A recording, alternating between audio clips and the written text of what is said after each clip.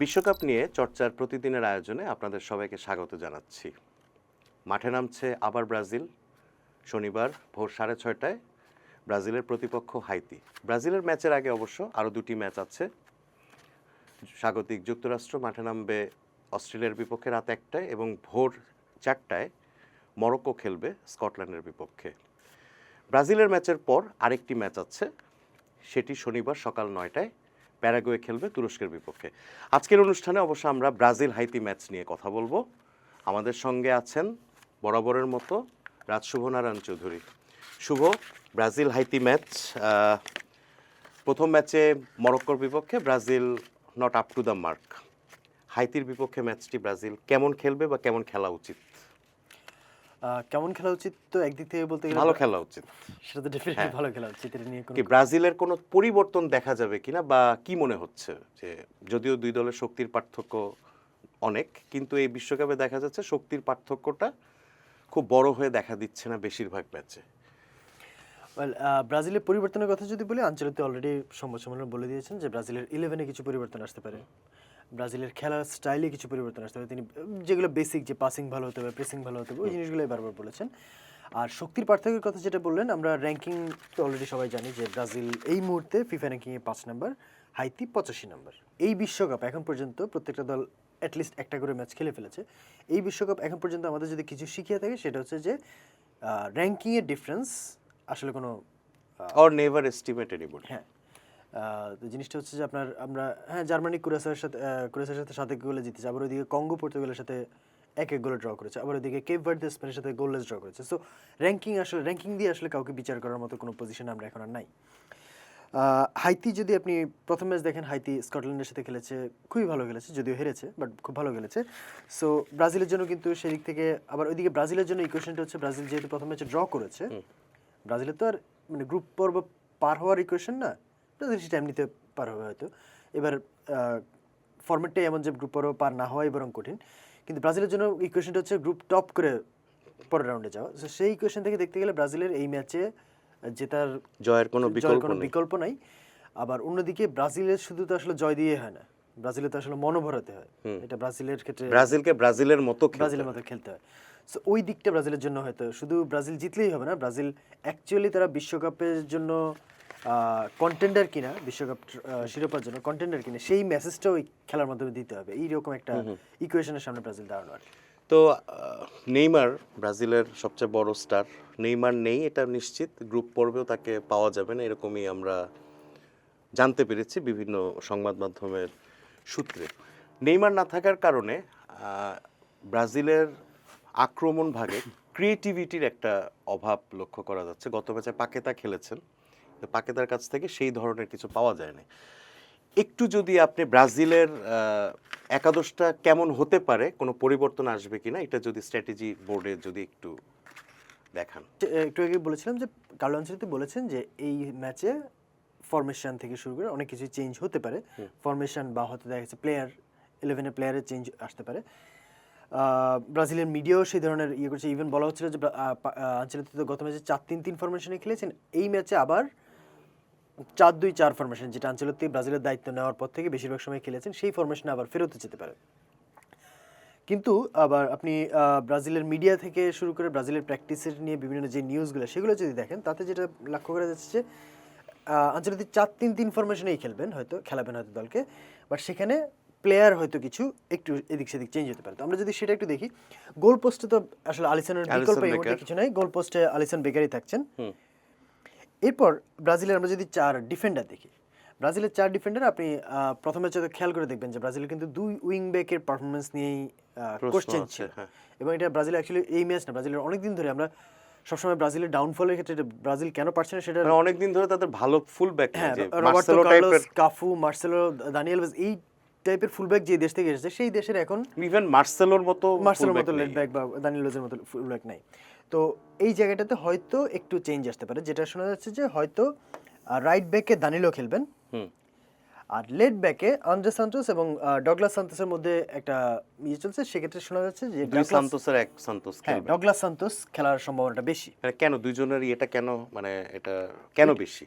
এখানে দুইটা দুজনের পার্থক্যটা কি? পার্থক্যটা কি সেটা হচ্ছে আপনার ডগলাস সান্তোস, আন্দ্রে সান্তোস কিন্তু একটু বয়স হয়ে গেছে এখন, তিনি এখন আপনার মানে ফুলব্যাক পজিশন তো শুধু ডিফেন্ড করার কাজ না, তার তো উপরের দিকে উঠতে হবে। উপরে ওঠা তো নামা। আমরা একটু পরে দেখবো যখন ইলেভেনটা পুরোটা সাজাবো, তখন দেখা যাবে যে আপনার এই উঠানামার কাজটা ডগলাস সান্তোস বেটার করবেন বলে হয়তো আনচেলত্তি ধরে নিচ্ছেন। তো সেই কারণে ডগলাস সান্তোস থাকার একটা প্রবাবিলিটি বেশি শোনা যাচ্ছে। দুই সেন্টার ব্যাক যারা ছিলেন তারাই থাকার প্রবাবিলিটি বেশি, মার্কিনিওস এবং এদিকে হচ্ছেন গাব্রিয়েল। এরপর যদি আমরা মিডফিল্ডে, আচ্ছা মিডফিল্ডে আমরা পরে আসি, আমরা যদি ফরওয়ার্ড লাইনটা সাজিয়ে নিই, ফরওয়ার্ডে ভিনিসিয়াস জুনিয়র খেলবেন, এটা নিয়ে তো আসলে মানে কোনো ডাউট নেই, মানে নেইমার না থাকে, দৈব দুর্বিপাক বা এই জাতীয় কিছু না কিছু না হলে ভিনিসিয়াসই খেলছেন, এবং অ্যাকচুয়ালি নেইমার না থাকে তার উপর আপনি যে ক্রিয়েটিভিটির কোশ্চেনটা করছিলেন, ক্রিয়েটিভিটির একটা বড় source in terms of dribbling and going to the penetration বলেন, সেই জায়গা থেকে ভিনিসিয়াসের উপরই ইয়েটা বেশি পড়ে। এরপর যদি আপনি আসেন স্ট্রাইকার হিসেবে মাতেউস কুনিয়াই খেলছেন, মাতেউস কুনিয়া এবং আরেকজন যে স্ট্রাইকার থিয়াগো, তাকে নিয়ে কোশ্চেন করা হয়েছিল আনচেলত্তিকে প্রেস কনফারেন্সে যে দুজনের মধ্যে কার কি কেমন, প্লাস এনরিকে নিয়েও, তখন তিনি কুনিয়ার ব্যাপারে বলছিলেন যে কুনিয়া হচ্ছে কানেক্টেড, মানে সে হচ্ছে পাশে যে প্লেয়ারটা থাকে তার সাথে গিভ অ্যান্ড গো করে উঠে যাওয়া যে প্লেয়ার ইয়েটা, ওই জিনিসটাতে তিনি বেশি অভ্যস্ত বা তার স্কিল্ড বলতে পারেন। তো সে যে কুনিয়াকে হয়তো দেখা যেতে পারে। আর এখানে রাফিনিয়াকেই হয়তো আমরা দেখতে যাচ্ছি রাইট ব্যাকে, রাইট উইং।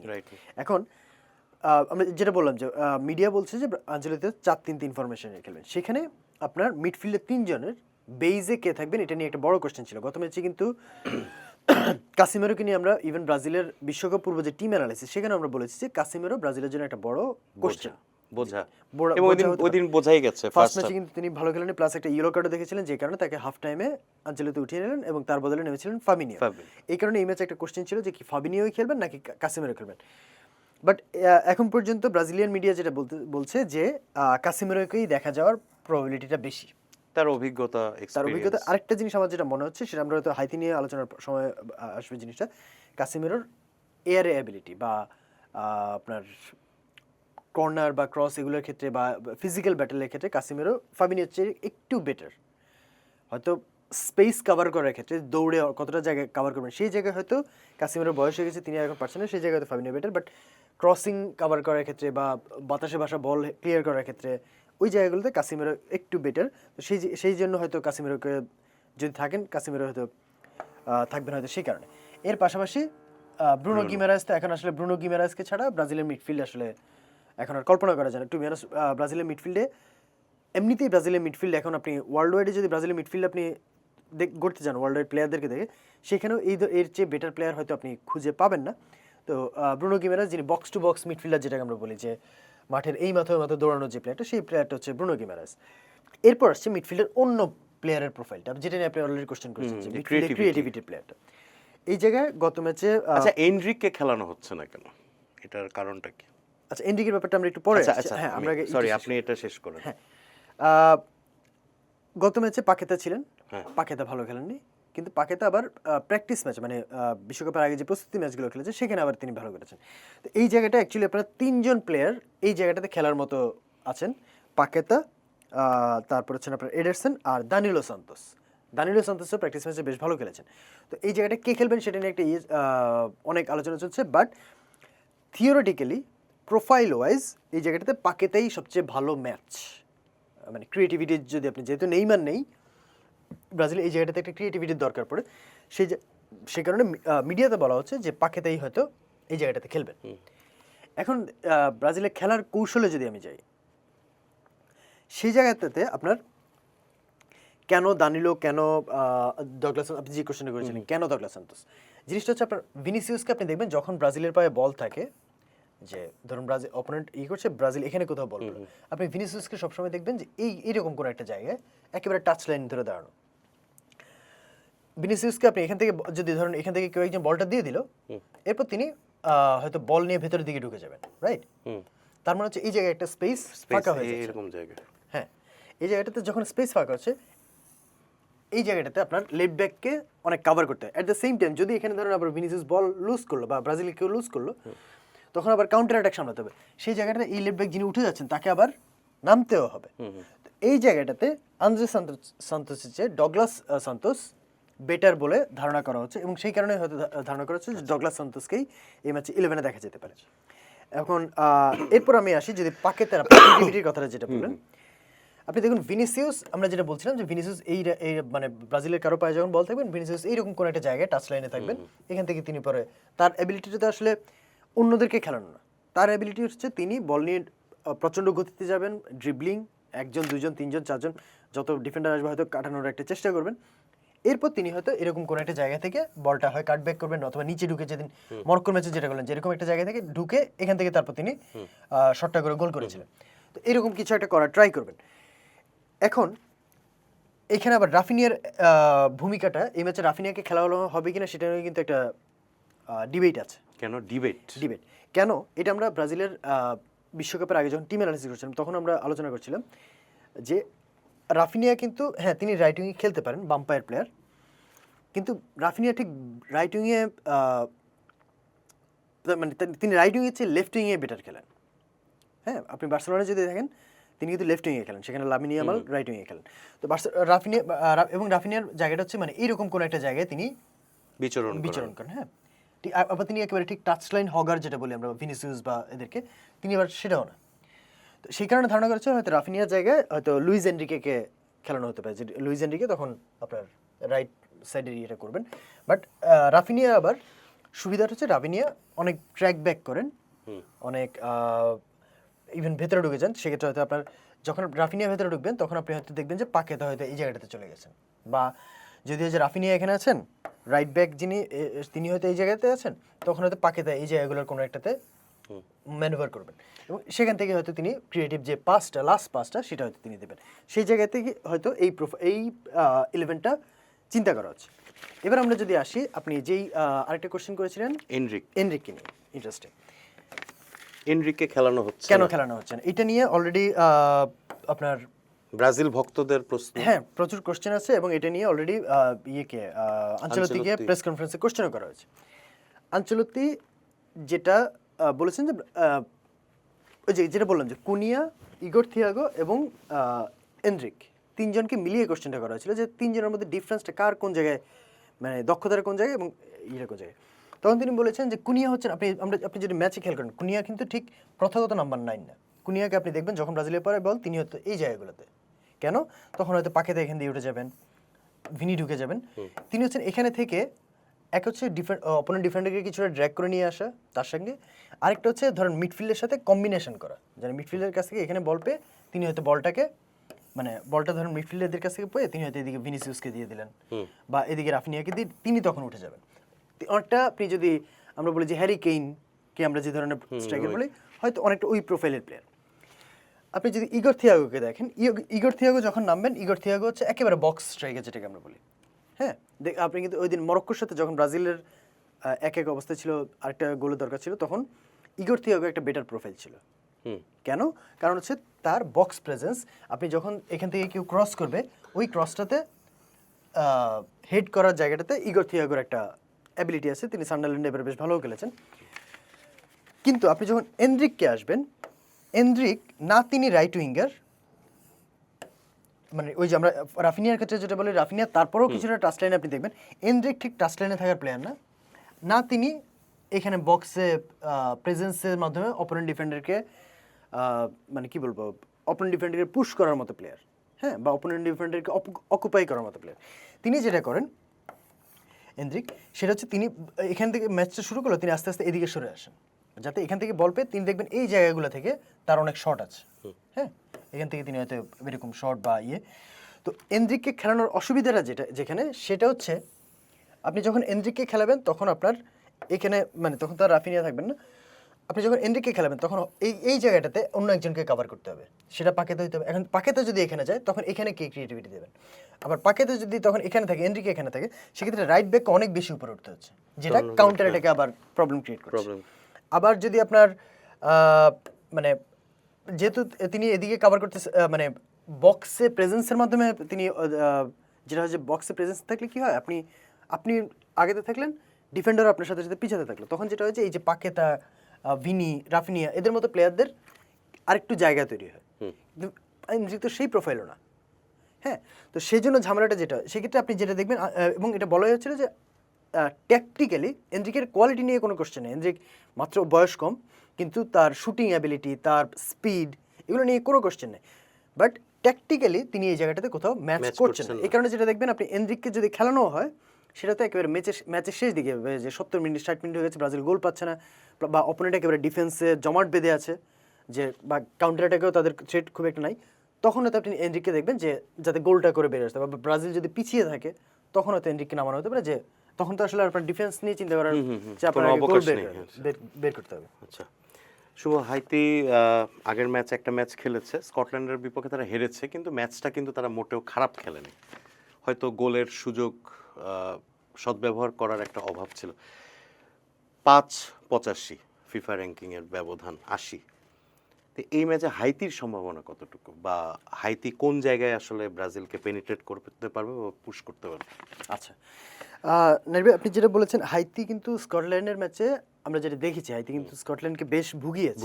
এবং আপনি শুধু চোখে দেখেন, আপনি যদি স্ট্যাটে যান, হাইতির শট স্কটল্যান্ডের চেয়ে অনেক বেশি ছিল। হাইতি শট করেছে, ইভেন গোলের সুযোগ বেশি সুযোগ তৈরি করেছিল হাইতি। হাইতি গোল শট নিয়েছে 13টা ম্যাচে টোটাল, স্কটল্যান্ড 8টা। হাইতির পাস বেশি ছিল, পাসিং অ্যাকিউরেসি, যে সফল পাসের যে হার, সেটাও স্কটল্যান্ডের চেয়ে বেটার ছিল। তো ওই প্রত্যেকটা দিকেই কিন্তু তারা স্কটল্যান্ডের চেয়ে বেটার ছিল। আনফরচুনেটলি গোলটা একটা গোল হেরে গেছে। হ্যাঁ কনসিড করেছে। এখন এনরিককে আমরা আপাতত এনরিকে আবার বাইরে রাখি, রাফিনিয়া এখানে নিয়ে আসি। আচ্ছা, এটা যদিও ব্রাজিলের ফরমেশন। এখানে আমরা যদি হাইতির ফরমেশনটা দেখি, হাইতির একটা খেলার ধরনটা হচ্ছে হাইতি 4-4-2 ফরমেশনে খেলে, কিন্তু তাদের যেটা হচ্ছে যে আপনার ডিফেন্সিভ একটা ফুটবল আর কি। আপনি দেখবেন যে তাদের, এবং যেটা হচ্ছে যে আপনার খুব ডিফেন্সিভ 4-4-2, যেটা দেখবেন যে এই যে ডিফেন্সের যে লাইনটা চারজনের, আর মিডফিল্ডের যে লাইনটা, এর খুব মধ্যে কাছাকাছি। গ্যাপটা খুব কম থাকে। এই যে হ্যাঁ, এই যে দুইটা লাইনের মধ্যে যে গ্যাপটা, এটা খুব কম থাকে। হ্যাঁ, এখানে এটার সুবিধাটা যেটা হচ্ছে সেটা হচ্ছে যে আপনার যেমন এখানে ধরুন ভিনিসিয়াস এখানে বল পেলো, এই ফরমেশনে খেলার সুবিধাটা হচ্ছে ভিনিসিয়াস যখন বল পাবে তখন হয়তো দেখা যাচ্ছে যে এই প্লেয়ারটা এখানে নেমে যাচ্ছেন, প্লাস এই প্লেয়ারটা এখানে ডাবল আপ করছেন। তাতে ভিনিসিয়াসের অসুবিধা হবে, তার এই যে তখন একজনের বদলে দুইজনকে কাটাতে হবে। ইভেন যদি কাটিয়ে বেরিয়েও যান, তখন আরেকজন প্লেয়ার তার সামনে আছেন। হ্যাঁ, এবং এরা তখন ধরেন এইভাবে মানে জিনিসটাকে আরো একেবারে স্কুইজ করে ফেলবে জায়গাটাকে। এবং আমি যখন বললাম যে এই যে দুইটা লাইনের মধ্যে যখন গ্যাপ কম থাকে, তখন আপনি দুইটা লাইনের মধ্যে যখন গ্যাপ কম থাকে, তখন হচ্ছে এই যে রাফিনিয়া, ভিনিসিয়াস বা কুনিয়া, এদের মতো প্লেয়ারের ম্যানুভার করার জায়গাটা অনেক কমে যায়। হ্যাঁ, বা ইভেন পাকেতাকে যদি আপনি অ্যাড করেন, এরা তখন পাসটা কোন জায়গায় দিয়ে দেবে? খুব ক্রিয়েটিভ প্লেয়ারও তারা না যে। হ্যাঁ, ইভেন আপনি যদি আপনি মানে পাকেতাকে যদি আপনি চিন্তা করেন নেইমারের অল্টারনেটিভ, ডেফিনেটলি নেইমার এবং পাকেতার মধ্যে পার্থক্যটা মানে 60 আর 90। হ্যাঁ, তো ওই জায়গাটাতে আপনার এই স্বল্প স্পেসে এক হচ্ছে তাদের মুভমেন্টে খুব সমস্যা হবে, প্লাস আপনি যখন পাসটা দিবেন, এখানে ধরেন আপনি দিতে যাচ্ছেন, তখন এই যে এই প্লেয়ারগুলোকে পার করে আপনাকে পাসটা দিতে হবে। এই জায়গাটাতে হচ্ছে প্রবলেমটা হবে আর কি। 1, 2, আপনি যদি হাইতির অলরেডি আঞ্চলতি আজকে ম্যাচের প্রেস কনফারেন্সে বলেছে যে হাইতির স্ট্রাইকার যেটা হচ্ছে তার নাম হচ্ছে ফ্রান্সি পিয়েরো। হ্যাঁ, তিনি তার হাইট যদি আমি বলে দিই 6 ফিট 4 ইঞ্চি। হ্যাঁ, এবং হাইতি কিন্তু প্রচুর ক্রস করে খেলে। আপনার স্কটল্যান্ড ম্যাচে তারা 26টা ক্রস করেছে টোটাল। হ্যাঁ, কারণ হচ্ছে এই প্লেয়ারটা যখন মানে সেফ হাইতি কাউন্টার অ্যাটাকে উঠে গেল, তখন যেটা হবে যে আপনার এই যে এই পজিশনগুলো থেকে আপনি দেখবেন যে হয়তো একটা ক্রস যাচ্ছে, বা এই পজিশন থেকে একটা ক্রস যাচ্ছে। কেন? এই যে পিয়েরো জার্সি নাম্বার হয়তো 11 না, জার্সি নাম্বার তার 20, কিন্তু এর কাছে ক্রস যাচ্ছে কেন? তার যাতে তিনি হাইটটা কাজে লাগিয়ে গোলটা করতে পারেন। অ্যাট দ্য সেম টাইম হাইতির অন্য যে স্ট্রাইকার ইসিদোর, প্রিমিয়ার লিগে খেলেন, বেশ গতিময় স্ট্রাইকার। এই দুজনের কম্বিনেশন, একজন লম্বা একজন গতিময়, মানে খুব ভালো কম্বিনেশন। এবং এই কম্বিনেশনটাই হচ্ছে যদি হাইতি কোনোভাবে পাল্টা আক্রমণে উঠতে পারে, তখন এই দুজনের এই কম্বিনেশনটা ব্রাজিলকে ভোগাতে পারে, যেটা আমরা অলরেডি আফ্রিকান টিমগুলোর ক্ষেত্রে এই সিজনে এবার বিশ্বকাপে দেখেছি। কিন্তু আফ্রিকান টিমগুলোর ডিফেন্স স্ট্রং রেখে কাউন্টার অ্যাটাকে উঠছে, এবং হাইতিও ঠিক একেবারে text book defensive counter attacking football খেলে। হ্যাঁ, তো ওই জায়গাটাতে আপনি যখন হাইতি কাউন্টার অ্যাটাক উঠবে, যে উইং থেকে উঠে একটা ক্রস, যেটা নাম্বার 9 বা নাম্বার 20 মানে ওদের ইসিদুর বা ওই যে পিয়েরো, এদের কাছে একটা ক্রস যাবে, যেটা হয়তো গোলের জন্য একটা চান্স ক্রিয়েট করতে পারে। ওই জায়গাটাতে হচ্ছে ব্রাজিলের দেখার বিষয়, কারণ হাইতি যখন ডিফেন্সিভ খেলবে, তখন অবভিয়াসলি ব্রাজিলের এই প্লেয়ারগুলো সবাই উঠে যাবে। অবভিয়াস আপনার যখন হাইতি যখন ডিফেন্সিভ করবে জায়গায় করবে তখন হচ্ছে এদেরকে সবাইকে উঠতেই হবে। তো উঠে গেলে সমস্যা হয়ে যাবে, তখন আপনি এদের দেখবেন যে এরা দুইজনের কেউ মানে দুই স্ট্রাইকারের কেউ একেবারে দুই টাচ লাইনের দুই পাশে হয়তো কোনো জায়গায় আছেন, হাইতি যখন বল পাবে তখন হয়তো একটা লম্বা পাস দিয়ে বের করে দেওয়া বা একসাথে 2-3 জন উঠেই লম্বা পাস দিয়ে বের করার চেষ্টা যদি হয় সেক্ষেত্রে তো ব্রাজিল একটু ঝামেলায় পড়বে, কারণ আগের ম্যাচে মরক্কোর সাথে যে গোলটা হজম করেছে ব্রাজিল সেটা কিন্তু এই ধরনেরই একটা সিচুয়েশন থেকে। এবং অ্যাট দ্য সেম টাইম যদি আপনার কাসিমেরো থাকে, আপনি জাস্ট চিন্তা করেন যে হাইতি এখানে কোথাও বল পেলো, এদের দুই উইঙ্গার উঠে যাচ্ছে প্লাস সাথে আরো দুইজন উঠছে, এখান থেকে একটা লম্বা পাস চলে এলো, আপনার তখন মানে ব্রাজিল তো তখন একে নামতে হবে, দানিলোকেও নামতে হবে, দানিলো ডেফিনেটলি তখন নামতে হবে, এবং মিডফিল্ডে তখন কাসিমেরোর পজিশনটা অনেক গুরুত্বপূর্ণ হয়ে যাবে। কাসিমেরোর কিন্তু যেটা আমরা বলছিলাম যে কাসিমেরোর কিন্তু এখন আর সেই গতি নাই, তো এদের সঙ্গে গতির পাল্লাটা দেওয়াটা কাসিমেরোর জন্য একটা কঠিন হয়ে যাবে। হ্যাঁ, একটু টাফ হয়ে যাবে।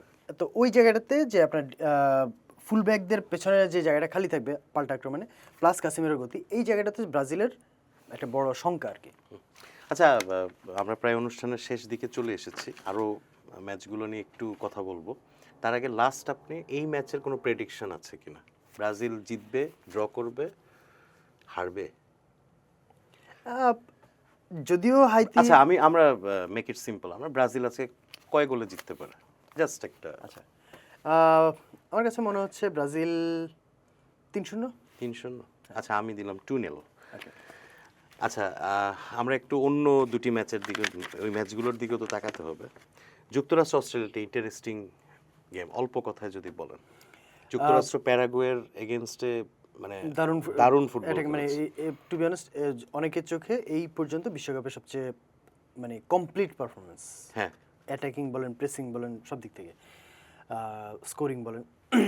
আবার অন্যদিকে অস্ট্রেলিয়া হচ্ছে এই পর্যন্ত কার্যকরী ডিফেন্সিভ পারফরমেন্স, যেটা ইভেন ডিফেন্সিভ না, তারা তো আপনার তুরস্ককে তারা একেবারে ডিফেন্স শাটডাউন করে যেভাবে আবার কাউন্টার অ্যাটাকে উঠে গোলটা দিয়েছে, দুইটা গোলই, তো এটা বেশ মানে তারা তাদের শক্তি মেনে খেলেছে। ওই জিনিসটা একটা অ্যাটাক ভার্সেস ডিফেন্সের যে ব্যাটলটা, এটা একটা দেখার মতো ব্যাপার। Favourite obviously Australia, USA, but Australia USA কে যথেষ্ট চ্যালেঞ্জের মুখে ফেলতে পারে। মরক্কো ব্রাজিলকে ভুগিয়েছে আগের ম্যাচে, স্কটল্যান্ড প্রথম ম্যাচে জয় পেয়েছে, হাইতি কিন্তু খুব কনভিন্সিং উইন না। মরক্কো স্কটল্যান্ড ম্যাচ নিয়ে আপনার? আচ্ছা, স্কটল্যান্ডের মিডিয়া অলরেডি একটা হাইপ শুরু হয়ে গেছে, ফর অবভিয়াস রিজন। তারা অলরেডি 3 পয়েন্ট পেয়ে গেছে। এই ম্যাচে যদি তারা অ্যাটলিস্ট একটা পয়েন্টও পায়, এবার যেহেতু 3টা দলে উঠে যাওয়ার চান্স থাকবে গ্রুপ থেকে, একটা পয়েন্ট পেলেও তাদের উঠে যাওয়ার প্রবাবিলিটি 36 বছর পর তারা জয় পেয়েছে বিশ্বকাপে, এবার তারা প্রথমবারের মতো সেকেন্ড রাউন্ডে। তো এই ম্যাচে যদি একটা পয়েন্টও পায়, তাতেও তারা উঠে যাওয়ার একটা প্রবাবিলিটি থাকবে, সেটা তৃতীয় দল হলেও, আর জিতলে তো কথাই নেই। তো এটা নিয়ে অলরেডি মানে যে আর একটা ম্যাচ জিতলেই আমরা পরের রাউন্ডে, এরকম একটা স্কটল্যান্ডে শুরু হয়ে গেছে। বাট স্কটল্যান্ডের জন্য কাজটা যে কতটা কঠিন হবে সেটা অলরেডি ব্রাজিল জানে। যে Morocco one of the good team, হ্যাঁ, ওনার কিন্তু বেটার টিমস আপনার, এবং শুধু মরক্কোকে আমরা টুর্নামেন্টের আগে বলছিলাম যে ডার্ক হর্স, মানে ডার্ক হর্স যারা আছে তাদের মধ্যে আই গেস ডার্ক হর্সের মধ্যে বেস্ট। মরক্কো গতবার সেমিফাইনালে খেলেছে, এবার ব্রাজিলকে প্রথম ম্যাচে করেছে, এবং দলটা খুব দারুণ ফুটবলও খেলছে। এবং মানে গতবার তো আমরা দেখেছি যে একেবারে ডিফেন্সিভ খেলে খুব দ্রুত কাউন্টার অ্যাটাকে উঠে যে ফুটবলটা খেলেছে, এবার কিন্তু তারা, আপনি যদি ব্রাজিলের সাথে প্রথম 30 মিনিট স্পেশালি দেখেন, তারা যে ফুটবলটা খেলেছে দারুণ one touch football, quick movement, দ্রুত উঠে যাওয়া, তাদের সব ধরনের প্লেয়ারই আছে, সব ক্রিয়েটিভ আছে এক্স্যাক্টলি। তো ওই জায়গাটাতে স্কটল্যান্ডের জন্য মানে আমি স্কটল্যান্ডের চান্স খুব কম দেখি আর কি, যে ম্যাচে জেতার। শেষ ম্যাচ ব্রাজিলের ম্যাচের পর যেটা হবে তুরস্ক, আমরা তুরস্ক নিয়ে বারবার আলাপ করি যে ওভার মানে টু হাইপড টিম, বাজে ঝনঝন কাজে টানটান। তো প্যারাগুয়ে আগের ম্যাচে, প্যারাগুয়ে তো খুব খারাপ দল নাই, কিন্তু আপনার যুক্তরাষ্ট্রের সাথে বোধহয় মানে স্কোর লাইনটা একটু আনএক্সপেক্টেড তাদের জন্য। তো এই ম্যাচটা নিয়ে তুরস্ক কি ঘুরে দাঁড়াতে পারবে? এবার কি বাজবে তুরস্কের ঘন্টা? তুরস্কের কোন ঘন্টা বাজে, বিদায় ঘন্টা বেজে যায় কিনা সেটা একটা, হ্যাঁ আমি পজিটিভ সেন্সিভ। হ্যাঁ, কিন্তু জিনিসটা হচ্ছে যেটা আপনার তুরস্ক অস্ট্রেলিয়ার সাথে যে প্রবলেমে পড়েছিল, প্যারাগুয়ের সাথেও সেই প্রবলেমেই পড়তে পারে। আপনার প্যারাগুয়ে কিন্তু যদিও লাতিন আমেরিকান টিম, কিন্তু তাদেরকে বলা হয় লাতিন আমেরিকার সবচেয়ে বিরক্তিকর টিম। কেন? কারণ তারা অপোনেন্টের খেলা নিজেরা যতটুকু খেলে তার চেয়ে বেশি হচ্ছে অপোনেন্টের খেলা নষ্ট করে। আপনি দেখবেন মিডফিল্ডে প্রচুর ফিজিক্যাল ব্যাটেল, ট্যাকল, মানে এবং প্রেসিং তো আছেই। মানে অপোনেন্টকে একটা মুহূর্তের জন্য শান্তিতে থাকতে দেয় না, যদিও ইউএস এর সাথে সেটা কোনো কারণে কাজ করেনি। কিন্তু তুরস্কের সঙ্গে এরকম এরকম যদি হয় তাহলে কিন্তু তুরস্ক তো একটু মাথা গরম দল। এবং তুরস্ক কিন্তু আপনার ডিফেন্সিভ শেপের এগেনস্টে কী হয় সেটা তো আমরা অস্ট্রেলিয়ার এগেনস্টে দেখেছি। তুরস্কের অনেক ভালো ভালো প্লেয়ার আছেন, কিন্তু কোনো না কোনো কারণে ক্লিক করছে তাদের না। ক্লিক করে না বড় টুর্নামেন্টে এলে। সেটা আমরা এরিয়ার মধ্যে এটা নিয়ে অনেকবার আলোচনা করেছি। 2020 থেকে যদি আপনি ধরেন ইউরো বলেন, ওয়ার্ল্ড কাপ বলেন, 2022 তো ওয়ার্ল্ড কাপে উঠতে পারেনি, 2020 ইউরো থেকেই ওরা ডার্ক হর্স আলোচনা নিয়ে আসে, এরপর কিছুই করতে পারে না। এবারও প্রথম ম্যাচে অন্ধকারে মিলিয়েছে। হ্যাঁ, এবং এবারও প্রথম ম্যাচে অস্ট্রেলিয়ার ডিফেন্সিভ শেপের এগেনস্টে তারা খুব সাফার করেছে। এমন না যে তারা খুব চান্স তৈরি করেছে, গোল করতে পারেন, তারা চান্সই খুব বেশি তৈরি করতে পারেনি। প্যারাগুয়ে তো আপনার কাইন্ড অফ সেম ক্যাটাগরির টিম। হ্যাঁ, অস্ট্রেলিয়ার মতো অত ডিফেন্সিভ খেলবে না, কিন্তু তারা মিডফিল্ডেই হচ্ছে যা ফিজিক্যাল ব্যাটেল বলেন ইয়ে বলেন সেগুলোতে ইয়ে করবে। বাট এই জায়গাটাতেই আমি একটু তুরস্কের যা চান্স দেখি যে অস্ট্রেলিয়া হচ্ছে একেবারে ডিফেন্সে নিজেদের বক্সের সামনে একেবারে যেটাকে বলে ওয়াল দাঁড় করিয়ে দিয়েছিল। প্যারাগুয়ে সেটা হয়তো মিডফিল্ডের জোনটাতে করবে। তো মিডফিল্ডের জোনটাতে করতে গেলে যেটা একটা পাস, যে আপনার এবং পাসদের মতো প্লেয়ারও তুরস্কের আছে, আর্দা গুলার বলেন, চালহানোর বলেন, যে একটা পাসে মানে মিডফিল্ডের যে প্রেসটা সেটাকে বাইপাস করে চলে যাওয়া, ওই রকম প্লেয়ার আছে। তো ওই জায়গাটাতে আমি একটু তুরস্কের চান্স দেখি যে যদি কোনোভাবে এই মিডফিল্ড ব্লকটাকে পাস করে যাওয়া যায়, সেখানে হয়তো তুরস্ক একটা গোল করে বেরিয়ে আসতে পারে। ধন্যবাদ শুভ। দর্শক, এই হচ্ছে আজকের আলোচনা। আমরা অপেক্ষায় থাকবো, আমরা ফুটবল প্রেমীরা। ব্রাজিল দ্বিতীয় ম্যাচে মাঠে নামবে। আমরা প্রতিদিন হাজির হচ্ছি বিশ্বকাপ উপলক্ষে এই আয়োজন নিয়ে। আমরা আসতে থাকবো। দর্শক, আপনারা প্রতিটি অনুষ্ঠানে আমাদের সঙ্গে থাকবেন।